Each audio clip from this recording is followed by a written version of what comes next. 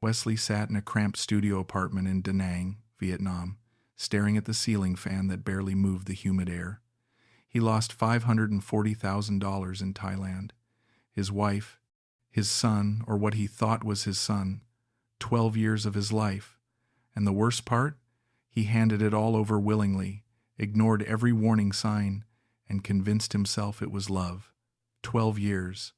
12 years of my life that I'll never get back. 12 years of believing we were building something real, that she actually loved me, that I was finally going to have the family I'd always wanted. Thailand taught him a lesson he'd never forget. Not everyone who smiles at you wishes you well. In fact, some of the brightest smiles hide the darkest intentions. Love isn't enough when greed is involved, and in Thailand, for many bar girls, love is just another word for business. Let him take you back to 2010. Wesley was 60 years old, American, from Albuquerque, New Mexico, and he'd just finalized his divorce. After 32 years of marriage, his ex-wife decided she'd rather be with her yoga instructor, a man 15 years younger than Wesley. She took half of everything, including his dignity. Wesley had approximately $475,000 after the settlement. It was supposed to be his retirement nest egg money he'd spent 3 decades building through his heating and air conditioning business. He'd worked 6-day weeks for years, building a successful HVAC company in New Mexico, only to watch half of it disappear in divorce court. His ex-wife's betrayal left him hollow. After 32 years of marriage, 3 kids who sided with their mother, and a business he'd built with his own hands being divided by lawyers, Wesley felt like he'd spent his entire life doing the right thing and got punished for it. At 60, divorced, with grown children who barely spoke to him, he felt old and used up. Wesley had been researching retirement destinations for months. Thailand kept appearing in expat forums. Low cost of living, beautiful weather, friendly people. A buddy from his Lions Club had retired to Pattaya and kept sending emails about how great life was, how far a dollar stretched, how much respect older men got, how easy everything was. Wesley thought he was exaggerating. He wasn't exaggerating about the money part. He was lying about everything else. In March 2010, Wesley arrived in Pattaya with 2 suitcases and a one-way ticket. The heat hit him like opening an oven door. The streets smelled like grilled meat, fish sauce, and motorcycle exhaust. Everywhere he looked, older Western men walked hand in hand with young Thai women. He thought it looked strange. Within 6 months, he'd be one of them. Wesley rented a 1-bedroom condo in Jom Tien for 12,000 baht, about $400. He was spending maybe $1,500 a month total, living better than he had in New Mexico. He had an ocean view, ate out every meal, got massages twice a week. Life felt simple. If he'd kept things simple, none of this would have happened. But Wesley wasn't thinking about simple. He was thinking about companionship, about not dying alone in a foreign country. And that's when he met her. Wesley had been in Thailand for 4 months when he met Kulita. He'd been avoiding the bar scene. It seemed sad, desperate, transactional. But his buddy Frank convinced him to check out a place off Soi Bua Khao.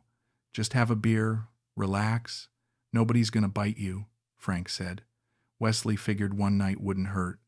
Kulita was working behind the bar, not on the floor. She was 27 years old, with long black hair she kept in a neat ponytail, and when she smiled, it reached her eyes, or so Wesley thought. She wasn't dressed provocatively like the other girls. She wore jeans and a simple t-shirt. She seemed different. That's what they all think. She came over to take his order. Her English was pretty good. They started talking. She asked where he was from, what brought him to Thailand, the usual questions. But she actually seemed interested. She laughed at his jokes. She told him about her family up in Udon Thani province, how she came to Pattaya to make money because there were no jobs in her village.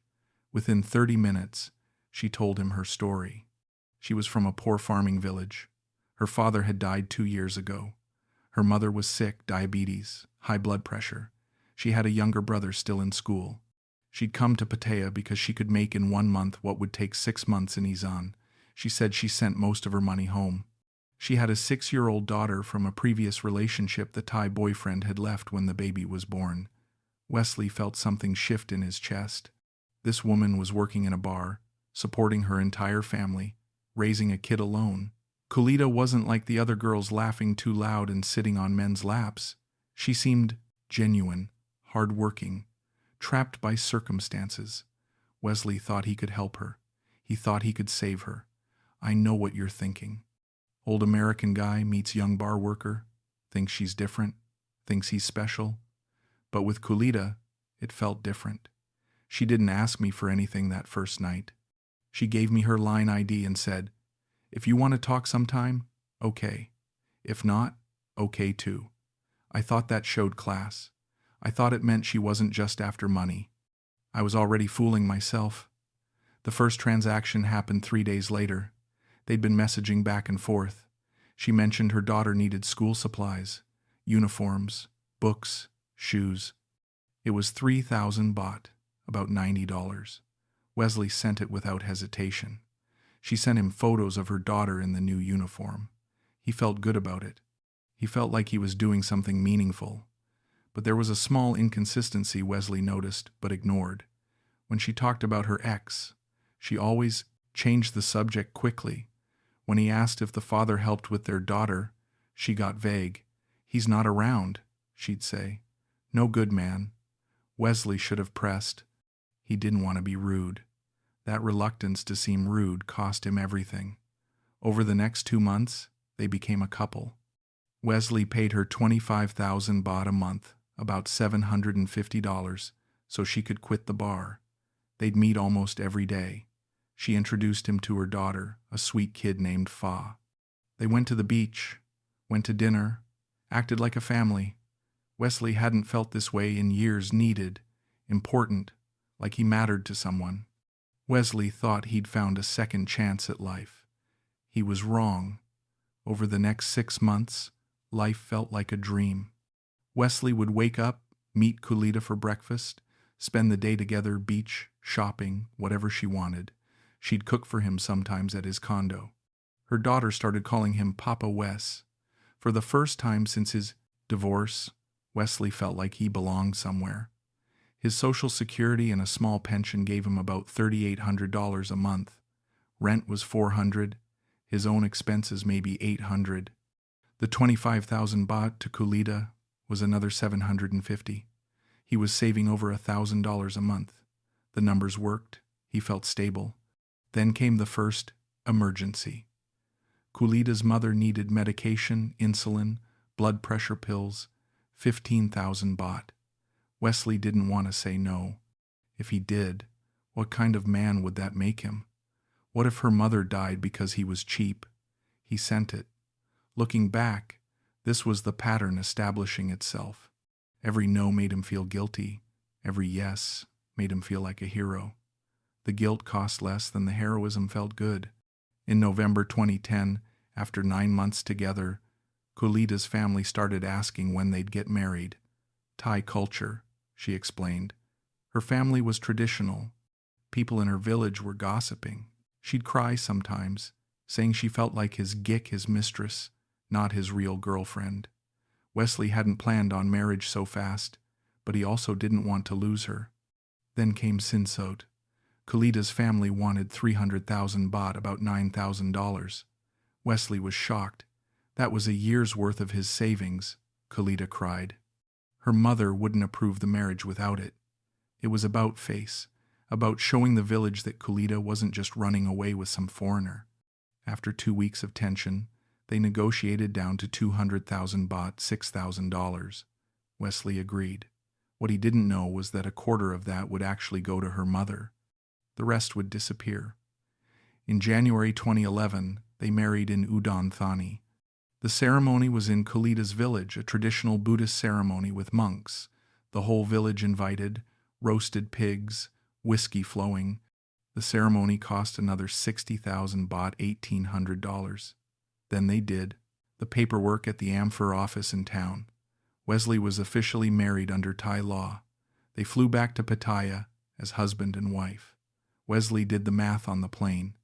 At this point, He'd spent approximately $47,000 total. Breakdown. Initial help and gifts, $3,500.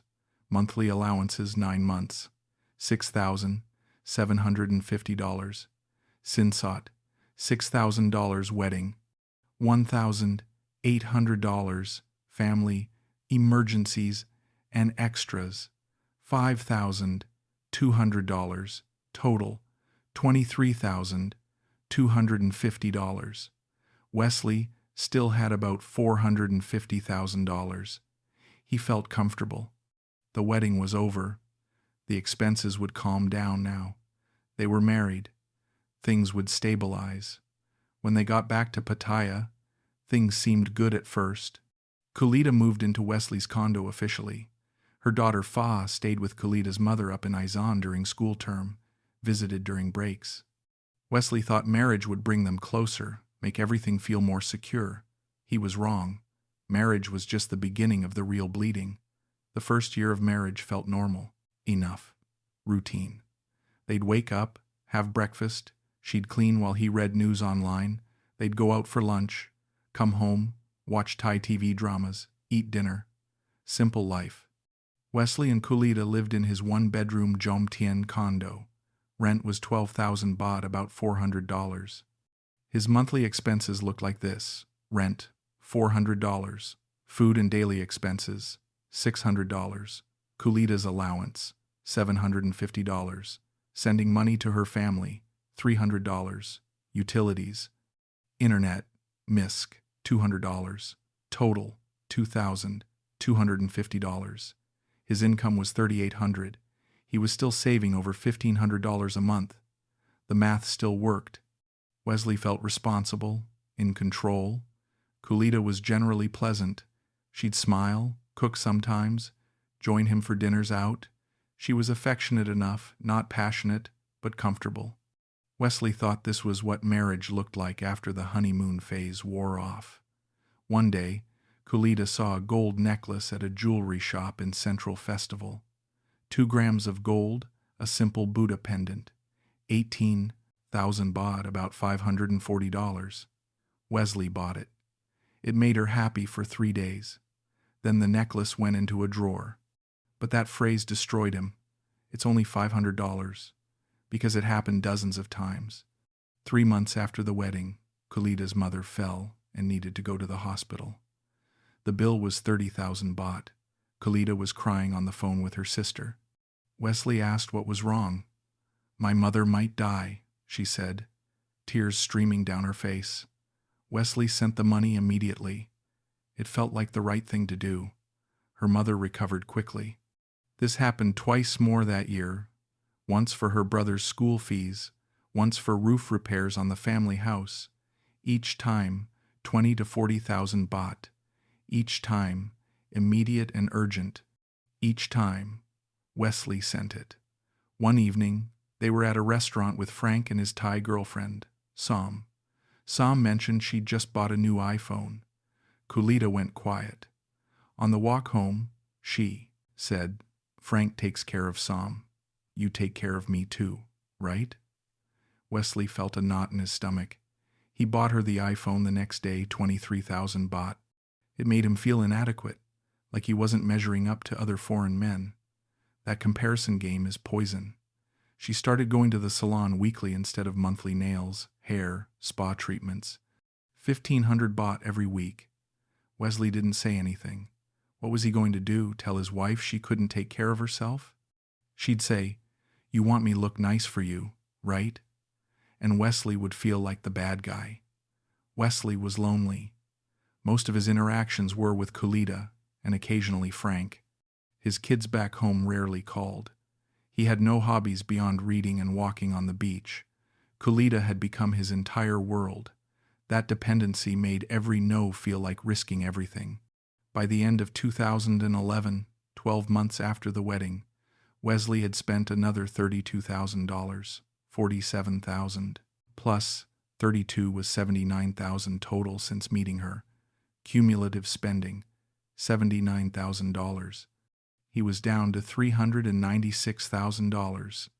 Still a substantial cushion, but the rate of spending had increased. He told himself it would stabilize. It never did. Then Kulita started talking about buying a house. This was when things went from bad to catastrophic. In January 2012, Kulita said, "Wesley, we should have our own house, not rent. Our house? For family." She painted a picture, a nice house in a quiet Muban, a yard where Fa could play when she visited, a guest room for when his kids might visit from America, a place that felt like home. The house she had in mind was in a housing development near Pattaya, 3 bedrooms, Western-style kitchen, small yard. Price, 2.8 million baht, about $84,000. Wesley's immediate reaction was panic. That was nearly 20% of his remaining savings. But more than that, foreigners can't own land in Thailand. If they bought a house, it would be in her name. Legally, he'd own nothing. His concerns were immediate. The house would be in her name. If they divorced, he'd have nothing. $84,000 was a huge chunk of his retirement. What if the housing market crashed? What if they needed to sell? Kulita had answers for everything. "Wesley, we married. I'm your wife. You don't trust me? In Thailand, wife take care of everything. This is normal. You think I'm going to leave you? We have family together. The money we're paying rent now, every year, that's almost $5,000 gone forever. If we buy, that's our house. Investment. When you die, Fa will have house. You want your daughter on the street? About risk Thailand property only go up. Pattaya growing every year. We can always sell if we need money." Wesley's friend Frank warned him. "Wes, man, don't do it. That house won't be yours. You're signing away 90 grand to her. If things go south, you'll be on the street." But Frank's girlfriend Sam made comments too. "Frank and me have house already. 2 bedrooms, near beach. Very nice." Kulita would hear this and her face would tighten. "Sam has house. I have nothing." Wesley started to rationalize. He went through the mental gymnastics every man in his situation goes through. First, he thought about the rent, $4,800 a year, disappearing into nothing. Over 10 years, that was $48,000. Buying started to seem reasonable by comparison. Second, he thought about Kulita's daughter. Fa was a sweet kid. If something happened to him, at least she'd have a home. That felt noble. Third, he thought about his marriage. If he said no, what message did that send? That he didn't trust her? That she was just a bar girl he'd rented? Wesley wanted to believe this was real. Saying yes made it feel real. Fourth, he convinced himself that Kulita wouldn't screw him over. She needed him. Where would she? Find another foreigner willing to marry her, support her family, take care of her kid? He had leverage, or so he thought. The legal reality was stark. Foreigners can't own land in Thailand outright. He could own the structure, the house itself, but not the land beneath it. In practice, this meant nothing. If Kulita wanted him out, he'd be out. He'd heard stories. Guys waking up to change locks. Guys beaten by her brothers and driven to the airport. Guys discovering their wife had sold the house while they were visiting home. But Wesley told himself, that won't happen to me. Those guys probably treated their wives badly. I treat Kulita well. Famous last words. Over the next 3 months, they went through the process. They toured houses. Kulita picked the one she wanted, a corner lot, bigger than needed, 3 bedrooms, 2 bathrooms, fancy kitchen. The asking price was 2.8 million, but Wesley negotiated down to 2.6 million baht, about $78,000. Then came the furniture, 60,000 baht, appliances, 40,000, landscaping, 20,000, legal fees, transfer taxes, 30,000. Final total cost, 2.75 million baht, $82,500. During the purchase process, there was a moment, a red flag Wesley should have seen. They were at the land office doing the paperwork. Everything was in Thai. Wesley asked Kulita to translate. She waved her hand. Just signing paper. Standard, don't worry. Wesley signed. Later, Frank told him he should have hired a translator, gotten everything explained. Wesley hadn't wanted to offend Kulita by implying he didn't trust her. That misplaced politeness cost him everything. By April 2012, the house was complete and they moved in. Wesley had spent $82,500. His total cumulative spending since meeting Kulita was now $161,500, over a third of his starting savings.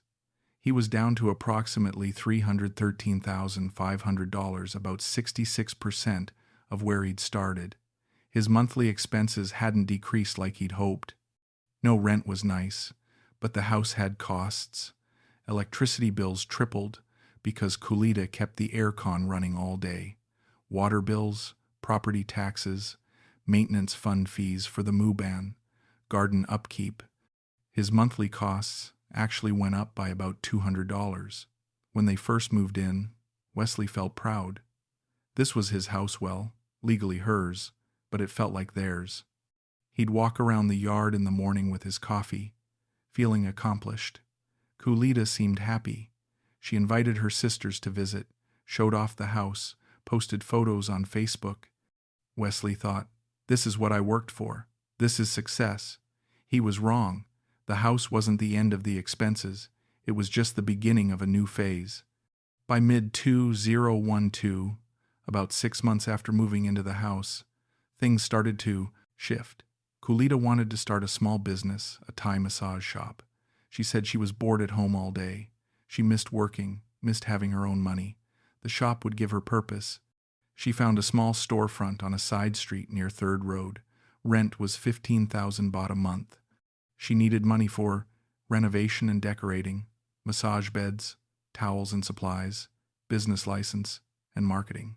Total startup, 350,000 baht, about $10,500. Wesley felt trapped. If he said no, he'd be the controlling husband who kept his wife locked at home. Kulita framed it as independence. I don't want to ask you for money all the time. I want to make my own money. It sounded reasonable. Wesley gave her the money. The massage shop opened in August 2012. For the first month, Kulita was there every day, excited, posting photos. By month 2, she was showing up 3 days a week. By month 3, she'd hired a friend to manage it, and rarely went at all. The shop made maybe 20,000 baht a month in revenue, barely enough to cover rent, electricity, and paying the staff. Every month, Kulita would say, shop need more money for supplies, repairs, advertising. Another 10,000 here, 20,000 there. Over the next year, Wesley put in an additional 120,000 baht, about $3,600, to keep the shop afloat. Then came the pregnancy. In March 2013, Kulita told Wesley she was pregnant. He was 63 years old. He hadn't expected to be a father again. But when Kulita told him, tears in her eyes, hand on her stomach, something in Wesley cracked open. A son, a chance to be a father again, to do it right this time. His kids in America were grown and distant. This was a second chance. The pregnancy added new costs. Private hospital for checkups, 3,000 baht per visit every month. Special vitamins and supplements. New clothes as she grew, preparing a nursery. Baby supplies. Wesley didn't care about the money. He was going to be a father again. Their son was born in November 2013. They named him Charlie, Wesley's father's name. When the nurse handed Wesley that baby, he wept. This was real. This was his family. Everything he'd spent, everything he'd invested, it was worth it for this moment. But there was something Wesley noticed immediately and ignored. Charlie looked nothing like him. Wesley was pale, blue-eyed, with light brown hair in his youth. Charlie came out with dark skin, almost brown, with jet black hair and dark eyes. Wesley thought, babies change? Genetics are weird. Maybe he takes after Kulita's father. Kulita's explanation was ready. My father very dark skin. Charlie looked like my daddy. Wesley wanted to believe her, so he did. The financial impact of having a baby was immediate. Diapers, 1,500 baht per week. Formula because Kulita said she couldn't breastfeed, 3,000 per month. Doctor visits, 5,000 every month for checkups and vaccines. New furniture, clothes, toys. In the first year of Charlie's life, Wesley spent an additional $48,000 on baby-related expenses. But the real issue wasn't the baby costs. It was Kulita's family. Her mother suddenly needed a new house. The old one was falling apart, 70,000 baht. Her brother needed a motorcycle for his new job, 45,000 baht. Her sister's husband lost his job. Could Wesley help with rice money for a few months? 20,000 baht per month for 6 months? An uncle died, funeral expenses, 30,000 baht. Wesley started to notice a pattern. Over the 3 years from 2013 to 2015, he'd sent approximately 270,000 baht to Kulita's family, about $81,000, in addition to regular monthly allowances. That was more than the house had cost. When he tried to bring it up, Kulita would cry, "You don't understand Thai culture. Family is everything. You want my mother to be homeless? You want my brother to have no job? What kind of man are you?" The relationship itself had changed. They rarely had sex anymore, maybe once a month, and it felt obligatory. Kulita was always on her phone, typing in Thai, laughing at messages. When Wesley asked who she was talking to, she'd say, "My sister," or "my friend." She started going out more, just to salon, or meeting friend for coffee. She'd be gone for 4 or 5 hours. When Wesley called, she'd sound annoyed. "Why you checking on me? I'm not a child." Wesley's friends started acting strange too. Frank pulled him aside one day at a bar. "Wes, I don't know how to tell you this, but people are talking. Someone said they saw Kulita at a karaoke place in town with a Thai guy. I don't know if it's true, but..." Wesley cut him off. "Frank, man, that's gossip. You know how Thais love to gossip. Kulita wouldn't do that." But the seed was planted. By the end of 2015, Wesley had spent $338,000 since meeting Kulita, 71% of his starting savings. Financial breakdown. Previous spending, through house purchase, $161,500, massage shop investment, and ongoing losses, $15,200. Baby costs first 2 years, $48,000. Family emergencies and demands, $81,000. Ongoing monthly expenses and allowances, $32,300. Total, $338,000. Wesley had about $137,000 left, less than 30% of what he'd started with. His monthly Social Security and pension still came in at $3,800, but between the house costs, baby expenses, allowances, and family demands, he was now spending $4,200 a month, running a deficit of $400 monthly. He was slowly bleeding out what remained. Wesley felt trapped. He'd invested too much to walk away. He had a son. He had a house. He had a life here. Walking away meant admitting he'd wasted 5 years and $300,000. The sunk cost fallacy had its teeth in him deep. Then one evening in March 2016, Wesley's entire world shattered. March 18, 2016, Wesley was at home with Charlie, who was 2.5. Kulita had gone to the salon. She'd been gone for 6 hours. Wesley was changing Charlie's diaper when Kulita's phone, left on the kitchen counter, buzzed. Wesley glanced at it. The message preview was in Thai, but he recognized one word, "darling," in English, in the middle of Thai script. His stomach dropped. He picked up the phone. It wasn't locked. Kulita had never bothered with security around him. He opened Line messaging app. The most recent conversation was with a contact saved as. Wesley used Google Translate with his own phone, taking pictures of the Thai messages. The messages made his hands shake. From Kulita that morning, "I miss you so much, baby. When are you coming to visit? I hate pretending with this old man. From, soon, darling. Did he give you money for the motorbike? Yet? From Kulita. Not yet. I'll ask tonight. He's so stupid. He believes everything. Wesley's vision blurred. He scrolled up. Weeks of messages. Months. They talked every day. Pet names, sexual references, planning meetings, photos of Kulita in lingerie, poses she'd never done for Wesley. And then, 5 months back, a message that destroyed him. From Kulita. Charlie looks just like you. I'm so happy we have a son together.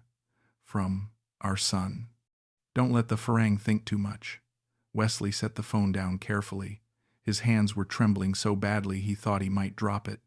Charlie was babbling in the playpen, oblivious. Wesley's son, except Charlie wasn't his son. Charlie was this Thai man's son. Everything was a lie. The confirmation phase lasted the next 3 days. Wesley didn't confront her immediately. He needed to know everything. He hired a private investigator, a British expat who specialized in cheating spouse cases. Wesley gave him Kulita's photos, her schedule, her usual locations. The investigator came back a week later with a file that made Wesley want to vomit. Kulita had never left her Thai boyfriend. His name was Somchai.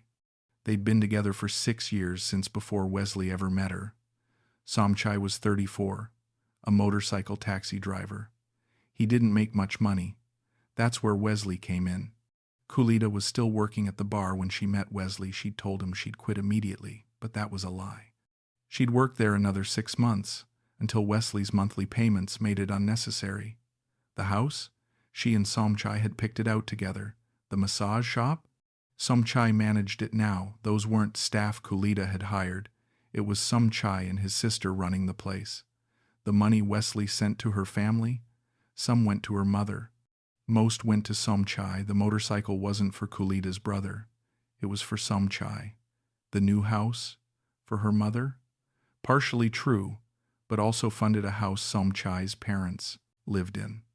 Wesley sat in his car outside a coffee shop, reading the investigator's report. Suddenly, everything made sense. The old man at the bar that first month they were together, the one who'd looked at Kulita strangely and she'd rushed Wesley away from. That was probably a former customer who knew what she really was. The way she'd insisted on the house location, it was a 10-minute motorbike ride from Somchai's apartment. The times she'd said she was visiting her mother, the investigator had photos of her at Somchai's place, sometimes for 2 or 3 days. Charlie's appearance, dark skin, dark eyes, Thai features. Of course, he was fully Thai. The massage shop losing money because Kulita and Somchai were siphoning off the revenue. The shop made more than she'd ever reported. His friends acting uncomfortable, they'd known, or suspected, and didn't know how to tell him. Wesley calculated what he'd actually funded. $338,000 over 5 years. Approximately $67,000 per year. $1,800 per month. He'd been paying $1,800 a month to fund his wife's life with another man, to raise another man's child, to build a life that was never his. Wesley felt nausea, rage.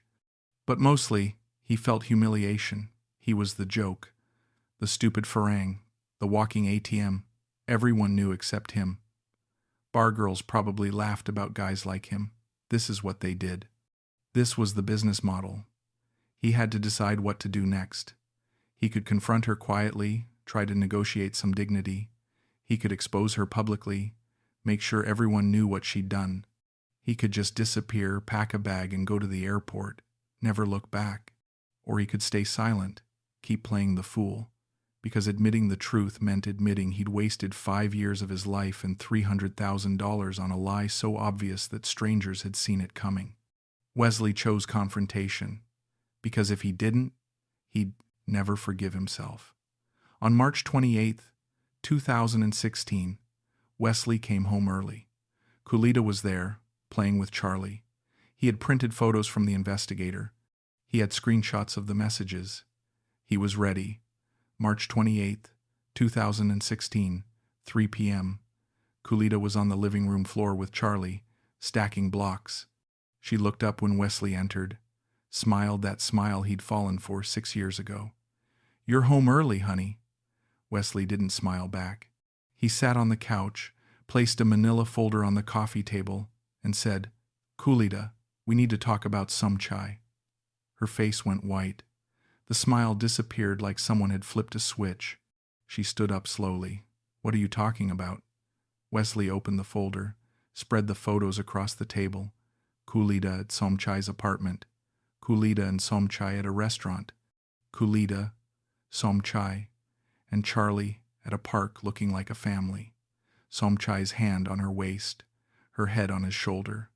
Wesley said calmly, Don't lie to me anymore. I know everything. Kulida's first move was denial, of course. Wesley, this is my friend. You don't understand. Thai people are close like this. You're being jealous. Her voice was shaking, too high-pitched. She was panicking. Wesley pulled out his phone, opened the translated messages, read them aloud. I hate pretending with this old man. He's so stupid.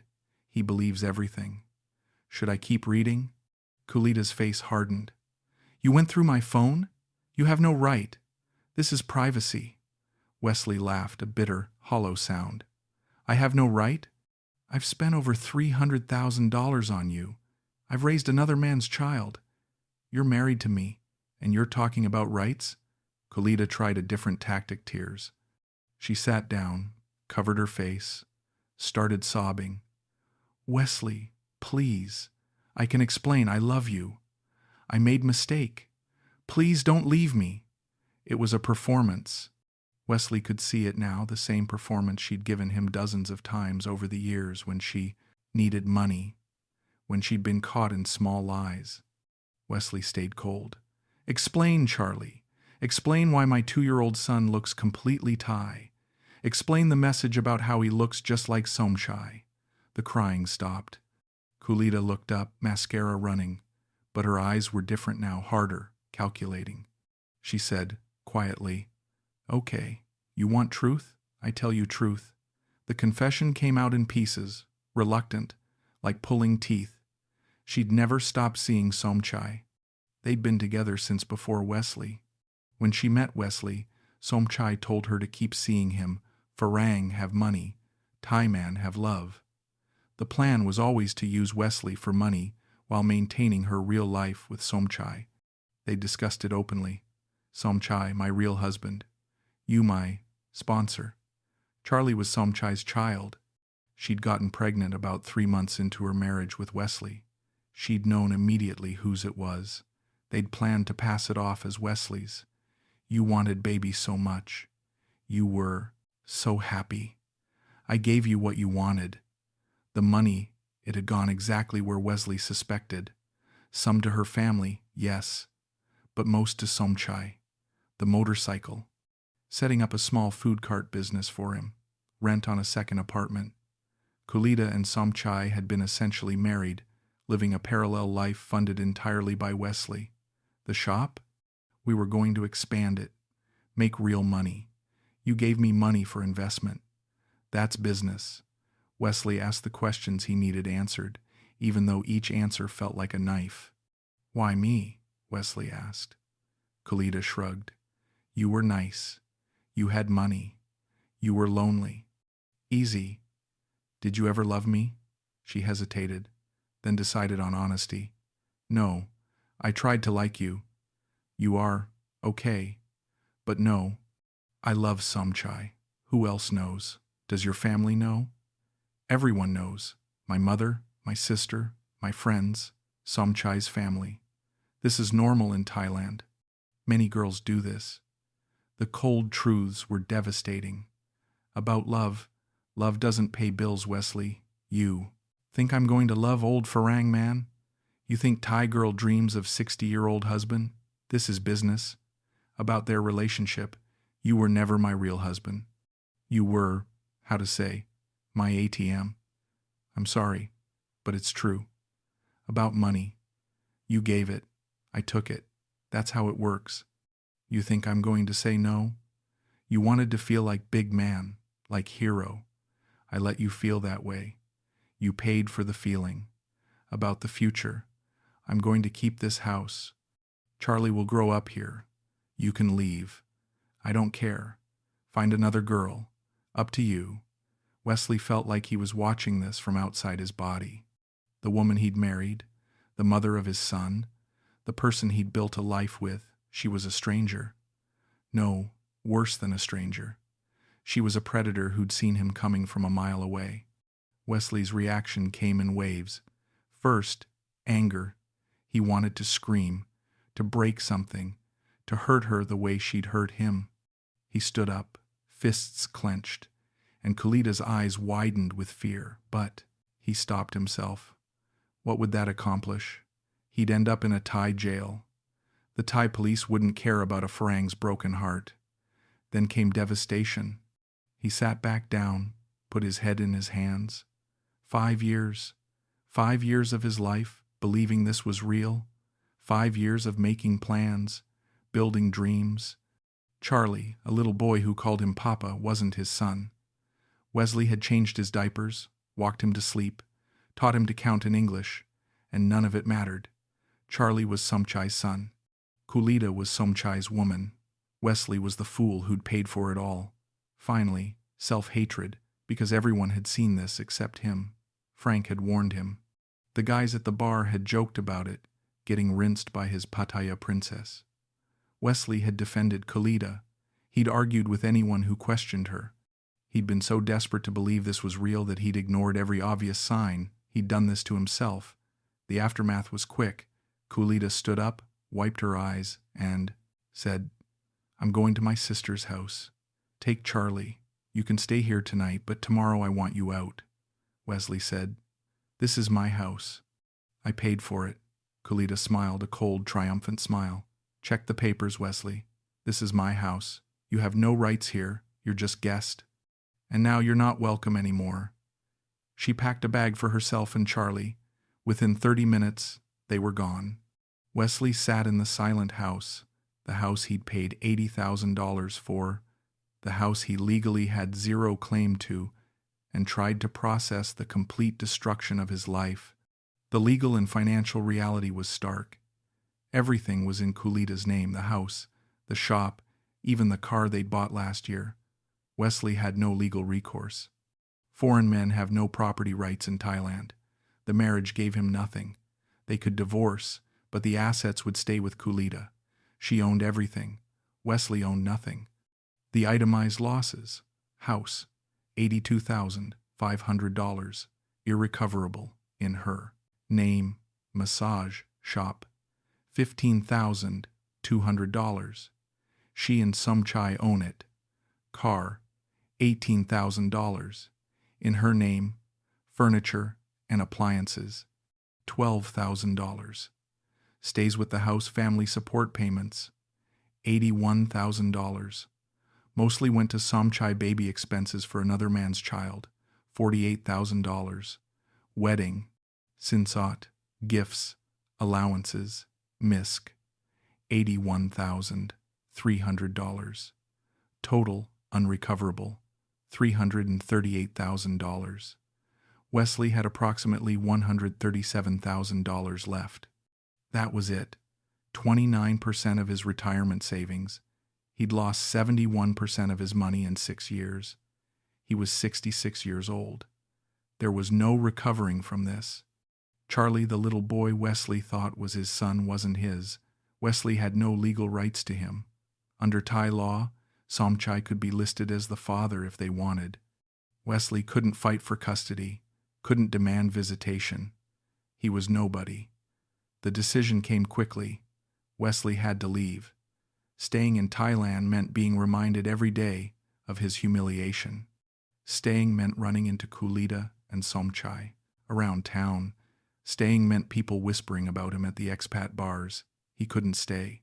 But he also couldn't go back to America. He didn't have enough money to rebuild a life there, and his kids barely spoke to him anyway. He needed somewhere cheap, somewhere he could stretch his remaining savings as far as possible. But he wasn't going to just disappear quietly. Wesley had one card left to play, and he was going to play it. The week after the confrontation, Wesley moved into a cheap hotel while he figured out his next move. Kulida sent him messages. "When are you leaving Thailand? Don't make trouble. Just go. She wanted him gone quickly, quietly. Wesley didn't respond. As he sat in that hotel room, Wesley started researching, digging, reaching out to other expats who'd been scammed. What he learned made everything worse. Wesley wasn't unique. This exact scam was common bar girl meets lonely foreigner, spins sob story, gets him to buy property in her name, maintains Thai, boyfriend on the side, bleeds him dry, then kicks him out when the money stops. Wesley learned there were hundreds, maybe thousands, of men who'd gone through identical stories. The details changed different cities, different amounts, but the structure was identical. It was a business model, and Wesley had fallen for it like every other idiot. He found out that Khalidah's sick mother, who'd needed all that medical money, she was fine, healthy. The diabetes and blood pressure issues were exaggerated. Khalidah's family wasn't starving or desperate. They were poor, yes, but functional. The money Wesley sent had gone into improving their lives incrementally while Khalidah and Somchai pocketed the rest. The massage shop had actually been profitable. Somchai had been taking 80% of the revenue and telling Khalidah to tell Wesley it was losing money so he'd keep investing. Wesley learned that Somchai wasn't even faithful to Khalidah. He had another girlfriend, a younger woman in Bangkok, so Khalidah was being cheated on while she was cheating on Wesley. The whole thing was a Russian nesting doll of deception. People had known. The security guard at the Muban had seen Somchai coming and going for years. Neighbors had seen Khalidah, Somchai, and Charlie playing in the yard together when Wesley traveled. Wesley's friend Frank finally admitted he'd known for over a year, but didn't know how to tell him. Wes, man, nobody wants to be the one to destroy someone's life. I figured you'd find out eventually. I'm sorry. Wesley was the joke. Bar girls probably used his story as an example. See? Farang don't care. They'll believe anything if you smile and call them handsome. This was when Wesley understood Thailand really understood it. He'd thought Thailand was friendly, welcoming, easy. But the truth was darker. Many Thais viewed foreigners as walking ATMs. Not all there were good people, genuine people. But in places like Pattaya, in the bar scene, foreigners were prey. The smile was a business technique. Thai smile meant nothing. Belonging was an illusion sold to lonely men for profit. The system was designed to extract money from foreigners through legal and cultural mechanisms that left men with no recourse when things went bad. Wesley's mental state deteriorated. He wasn't sleeping. He'd lost 15 pounds. He had no one to talk to who understood. He thought of himself as a competent businessman, a man who'd built a successful company in America. But he'd been an idiot here. Naive, desperate, pathetic. Wesley had to decide his next move. His options: try to negotiate with Khalidah, beg for some money back, maybe salvage something, pursue legal action in Thai courts, expensive, likely futile for a foreigner, cut his losses, leave Thailand, start over somewhere cheaper, make her pay in a different way. Wesley chose option 4, because fuck Khalidah, fuck Somchai, fuck everyone who'd laughed at him behind his back. Wesley had one asset Khalidah he didn't know about before the confrontation. He'd moved $70,000 into a separate Thai bank account Khalidah had never seen. She thought he only had the one account they'd shared. The day before he left the house, Wesley had transferred almost every dollar out. He'd left $1,500 in the shared account so she wouldn't notice immediately. Over the next 2 weeks, Wesley quietly sold everything that was actually his. His laptop, his tools, his personal items. He transferred the money from the secret account to an international account Khalidah couldn't access. He canceled his name on the utility bills, withdrew his name from the condo rental agreement he'd kept as a backup. He'd never canceled it, thank God, and made sure his finances were completely separate from hers. Then Wesley hired a lawyer, not to sue Khalidah, but to file for divorce. Thai divorces can be quick if uncontested. Wesley offered her a deal through the lawyer. He'd give her $20,000, cash, and walk away from everything else. No fight, no drama. In exchange, she'd sign papers agreeing he owed her nothing, and she'd agree to leave him alone forever. Kulita thought she was winning. She got the house, the car, the shop, and $20,000 cash. She signed immediately. She even sent Wesley a message. "Thank you for understanding. I hope you find happiness." What Kulita didn't know was that Wesley had already reported the massage shop for tax evasion. He documented that it was earning far more than she'd ever reported. Thai tax authorities don't play around. Fines and penalties for unreported income can be massive. She'd have to deal with that mess for years. He also made sure Somchai's food cart didn't have proper licenses. One anonymous tip to the authorities, and Somchai's cart was shut down. Petty? Maybe. But Wesley felt satisfaction.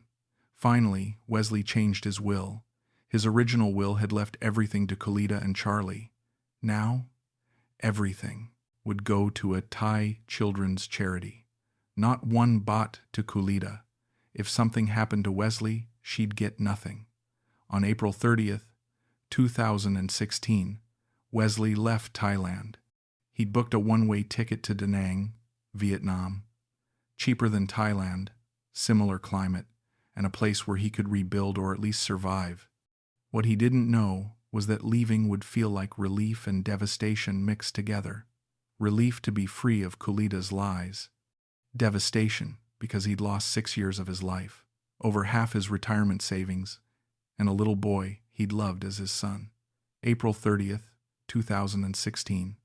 Wesley sat in Suvarnabhumi Airport, boarding pass to Da Nang in hand. He'd paid the $20,000 to Kulita the day before, watched her smile as she counted the cash, knowing she thought she'd won completely. But Wesley had managed something she didn't expect. Over the previous weeks, he'd quietly extracted $70,000 into accounts she'd never known existed. He'd sold everything portable. He'd ensured that while she got the house and physical assets, she didn't get to completely drain him dry.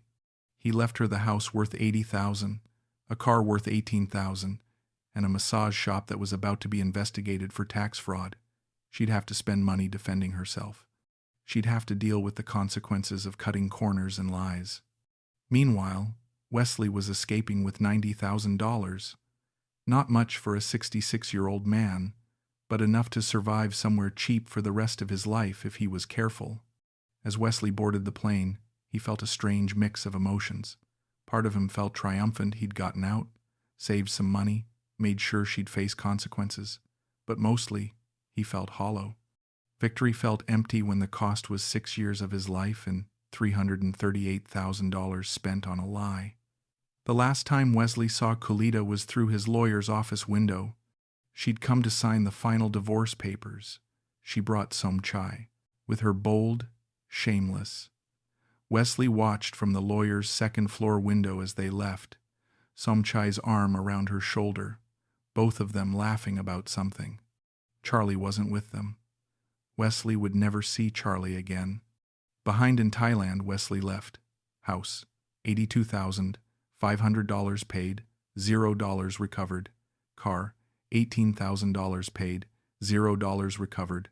Massage shop, $15,200 invested, $0 recovered. Furniture, appliances, possessions, $12,000, abandoned, 6 years of allowances, gifts, and family support, $190,300, 2 years of fatherhood to a child who wasn't his. Total financial loss, $318,000 after recovering $20K through liquidation. With him, Wesley had $90,000 in accessible funds, 2 suitcases of clothes and personal items, a British passport. Wesley had retained his childhood, UK citizenship, lucky for visa purposes, medications for blood pressure, depression, no family, no property, no purpose. Thailand final thoughts. Thailand had been beautiful and cruel in equal measure. The country itself wasn't evil. The beaches were still gorgeous, the food still incredible, the weather still perfect. But the system around vulnerable foreign men was predatory. Not every Thai person was a scammer. Wesley had met genuinely kind people. But in Pattaya, in the bar scene, among the girls who targeted older foreign men, there was a system. And Wesley had walked into it willingly, desperately, stupidly. What Thailand took: life savings, $318,000 net lost time, 6 years, identity. Wesley had thought of himself as smart, careful, successful. Thailand taught him he was none of those things. Trust. He'd never believe anyone again. Hope. At 66 there was no starting over. Not really. What Thailand gave: lessons he didn't want, a story he'd never tell anyone in full, awareness that loneliness makes men vulnerable, understanding that love and transaction often look identical until it's too late. Thailand wasn't unique in this. Philippines, Cambodia, Vietnam, Colombia. Anywhere poverty met foreign wealth, these dynamics existed, but Thailand had perfected it. The infrastructure was there: visa runs, property ownership restrictions designed to benefit Thai nationals, cultural norms around Sanak, fun, and Mai Penrai, never mind, that enabled avoidance of accountability. The system allowed Thai women to exploit foreign men legally, socially, and emotionally with little consequence. Wesley didn't blame all of Thailand, but he blamed the parts of Thai culture that enabled, encouraged, and celebrated extracting money from lonely foreign men under the guise of love. Current location: Da Nang, Vietnam. Wesley landed in Da Nang with $90,000, a plan to rent a cheap apartment, and no idea what the rest of his life looked like. He found a studio in the Hai Chow district for $250 a month, less than half what he'd paid in Jomtien. His new daily life was simple and depressing. He'd wake up around 6 a.m., unable to sleep much anymore. He'd walk along the Han River for exercise. He'd eat breakfast at a local .com place for $2. He'd spend the day reading, watching movies, trying not to think about everything he'd lost. Dinner was cheap Vietnamese food. By 8 p.m., he was back in his studio, alone. Wesley had no real social connections. The expat scene in Da Nang was smaller, younger, more digital nomad types. Wesley didn't fit in. He was too old, too bitter, too obviously damaged. Emotional resolution: Wesley was surviving, but not living. Some days, he felt nothing, numb, going through motions. Other days, he felt rage at Kulita, at himself, at the world. Most days, he just felt tired. Tired of pretending things would get better. Tired of trying to rebuild. Tired of being alive at all. He'd wake up sometimes forgetting where he was, forgetting Kulita was gone, forgetting Charlie wasn't his son. Then reality would crash back and he'd lie in bed for an hour, staring at the ceiling, wondering what the point was. Wesley was broken. Not dramatically, no suicide attempts, no screaming breakdowns, just quietly, thoroughly broken. The kind of broken that doesn't heal because there's nothing left to heal with. November 2022. Wesley is now 72 years old. He's still in Da Nang, Vietnam. Financially, Wesley has about $58,000 left. He'd spent $32,000 over 6 years just on living expenses, medical costs, and inflation eating away at his budget. His Social Security and small pension still provide $2,200 a month. His rent is $300 now. Prices went up. He lives on about $1,400 per month total. He's saving about $800 monthly, but at his age, what's the point? Wesley lives in a 2-room apartment in An Hai Bac Ward working-class Vietnamese neighborhood, far from tourist areas. He's anonymous here. Nobody knows his story. Nobody cares.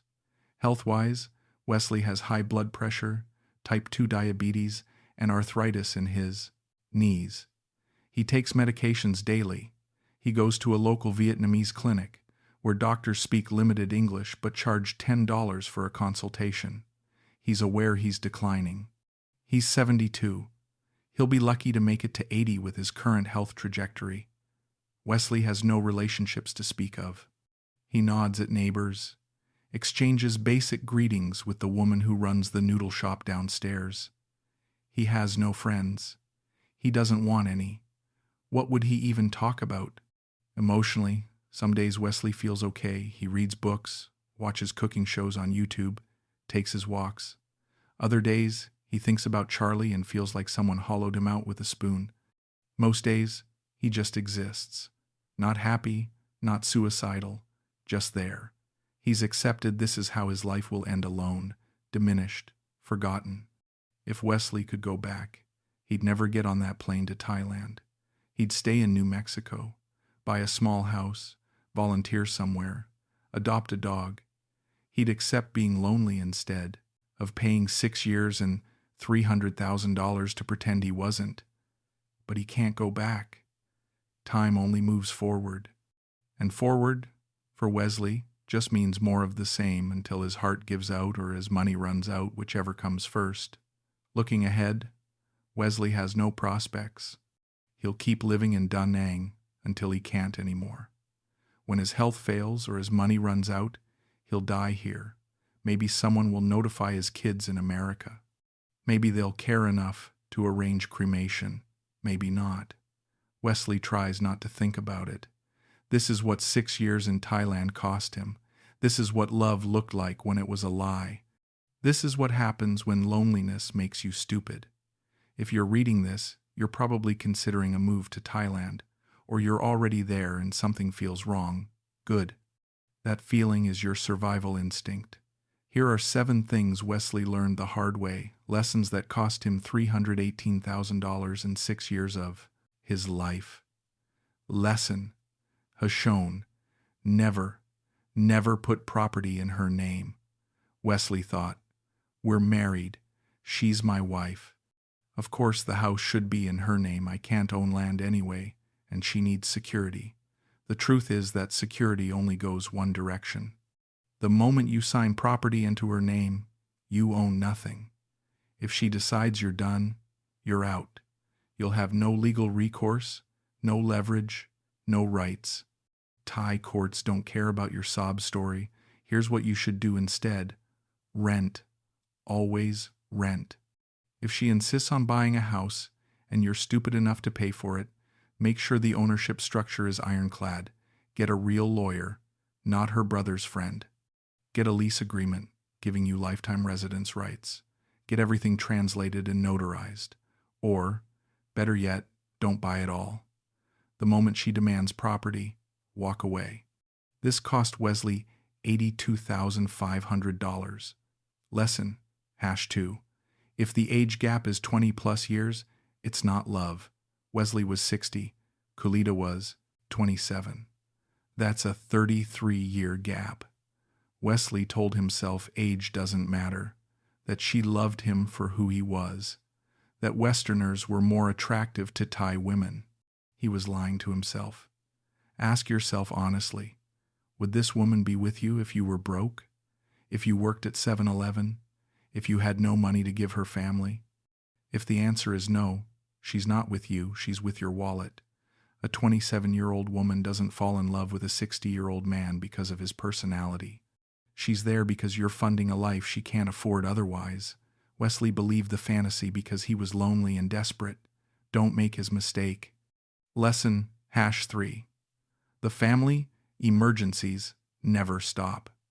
Kulita's family had a never-ending series of crises. Mother's medicine, brother's motorcycle, sister's wedding, uncle's funeral, roof repairs, school fees, water buffalo died, truck broke down, on and on and on. Wesley sent $81,000 to family emergencies over 6 years. The truth? Most of those emergencies were exaggerated or fake. Thai families do support each other, and poverty is real. But when you're dating a bar girl, those emergencies become a revenue stream. She'll cry. She'll say her mother might die. She'll make you feel like a monster for hesitating. Set boundaries. If you're going to help with family costs, set a monthly limit and stick to it. No extra, no exceptions. If she pushes, walk away. If her family really needs help, they'll accept the amount you offer. If they keep demanding more, you're being scammed. Wesley sent $81,000. He should have sent zero. Lesson hash 4. Don't invest in her business dreams. Kulita wanted a massage shop. She promised it would make money, give her independence, provide for the family. Wesley gave her $15,000 for startup and operating costs. The shop was just another way to extract money. She and her Thai boyfriend used it as their personal income source while telling Wesley it was barely breaking even. The reality about Thai businesses run by bar girls: they almost always fail. Why? Because she doesn't actually want to work. She wants easy money. Running a business is hard. Scamming a foreign boyfriend is easy. Even if the business somehow makes money, you'll never see a return. The profits will disappear into expenses or reinvestment or her personal account. Here are the rules. Never invest in her business. If she wants to work, support that, but don't fund it. If she insists you invest, walk away. She's looking for a sponsor, not a partner. Wesley lost $15,000 on a business that made money for everyone except him. Lesson hash 5. Sinsot is a trap. Kulita's family demanded 300,000 baht for Sinsot, about $9,000. Wesley negotiated down to 200,000, $6,000. He thought he was being smart. He was still being scammed. They say it's tradition, a sign of respect, a way to honor the bride's family. In reality, it's a fee to access the woman. Some families return it after the ceremony, most don't. In bar-girl marriages, Sinsot is just another extraction mechanism. The family gets paid, you get nothing. Here's the rule. Sinsot should be proportional to the bride's actual status. A doctor's daughter might command high sinsot. A bar worker's sinsot should be minimal or zero. If her family insists on massive sinsot for a bar girl, they're testing you. They want to see how much they can extract. Walk away. Wesley paid $6,000. He saw exactly zero of it ever again. Lesson hash 6. The red flags were there. Wesley ignored them. Looking back, the signs were everywhere. Kulita's story about her ex was always vague. When Wesley asked questions, she changed the subject. That vagueness was intentional. She was hiding the fact he wasn't an ex. She kept odd hours, disappeared for entire days with weak excuses. Wesley accepted, "I'm visiting my friend," without question. Charlie looked nothing like Wesley, not just a little different, completely Thai. Wesley convinced himself genetics were complicated. Why did Wesley ignore these signs? Because he was afraid. Afraid of being alone. Afraid of admitting he'd made a mistake. Afraid that if he pushed too hard, she'd leave. That fear cost him everything. Here's the truth. Your gut knows. When something feels wrong, it probably is wrong. Don't rationalize. Don't make excuses. Investigate. Ask hard questions. Demand proof. If she gets angry or defensive, that's your answer right there. Lesson hash 7. Thailand is not your friend. This isn't about individual Thai people. Wesley met kind, honest Thai people. But the system, the legal structure, the cultural norms around foreign men, the infrastructure supporting bar girl scams is designed to extract money from foreigners. Here are the realities. Property law. You can't own land. Anything you buy is hers. You have no rights. Business law. Foreigners face restrictions on what businesses they can own. Your Thai partner controls everything. Marriage law. Thai marriages heavily favor the Thai spouse. Foreign men have minimal rights in divorces. Courts. Thai courts rule in favor of Thais. You're an outsider. You will lose. Culture. Farang, foreigner, is not a neutral term. It marks you as different, and often as prey. If you're going to Thailand, understand that you are operating in a system that does not protect you. You are a guest, and guests have no power. Don't buy property. Don't marry without ironclad prenups. Don't trust that love will protect you. It won't. Lesson has height. Don't sacrifice your security for anyone. This is the biggest lesson. Wesley gave up his financial security for Kulita. He thought he was building a future. He was funding someone else's life. Wesley had $475,000. If he'd invested that conservatively, say, 4% annual return, he'd have earned $19,000 per year in passive income. Added to his Social Security, he'd have lived comfortably for the rest of his life without touching the principal. Instead, he spent $318,000 on a woman who never loved him. If he hadn't, Wesley would have $600,000 now with growth. He'd own a home somewhere cheap. He'd be comfortable, secure, independent. Instead, he's 72, living in a studio in Vietnam, with $58,000 and declining health. The warning is simple.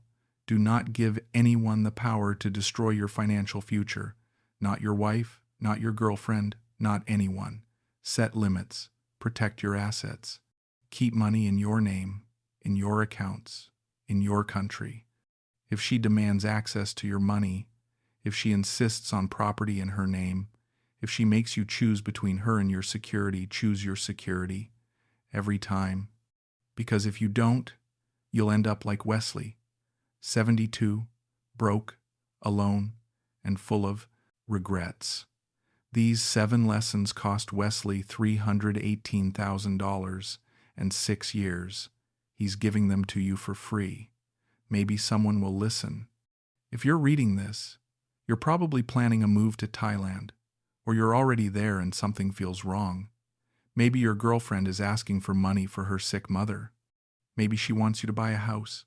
Maybe she says she loves you but won't let you meet her family. Maybe you've noticed she's always on her phone, texting in Thai, and when you ask who it is, she says, "My sister." Don't do what Wesley did. Don't ignore the red flags. Don't convince yourself she's different. Don't throw good money after bad because you're afraid of admitting you made a mistake. You'll end up 72 years old, living in a shitty studio apartment in a foreign country, with no money, no family, no hope, and no way to undo the damage. If you're considering Thailand, visit Don't Move permanently until you understand what your goals. Walking in to keep your money in your home country. In accounts she can't access, rent forever. Never buy property. Set a strict monthly budget for helping her or her family, and never exceed it. Assume any woman you meet in a bar is working. Even if she says she's not, get a prenuptial agreement if you're stupid enough to marry. DNA test any children immediately. Don't wait. Trust your instincts if it feels wrong. It is wrong if you're already in Thailand and seeing red flags. Don't throw good money after bad. The money you've already spent is gone. Don't lose more trying to save a relationship that's fake. Sunk cost is already sunk. Protecting what you have left matters more than recouping what you've lost. Get out before it's too late. The longer you stay, the more you'll lose. Your pride isn't worth your future. Everyone makes mistakes. Don't compound yours by staying in a bad situation because you're embarrassed to leave. There's no shame in admitting you were scammed. The shame is in letting it continue. The alternative ending: Wesley is 72, living on $58,000 in a studio apartment in Vietnam. He has no family, no property, no future. This is what 6 years in Thailand cost him. You still have time. You still have your money. You still have a choice. Make the right one. Learn from Wesley's story. Don't become another one. Thailand is beautiful, but it can be beautifully cruel. Protect yourself, because nobody else will.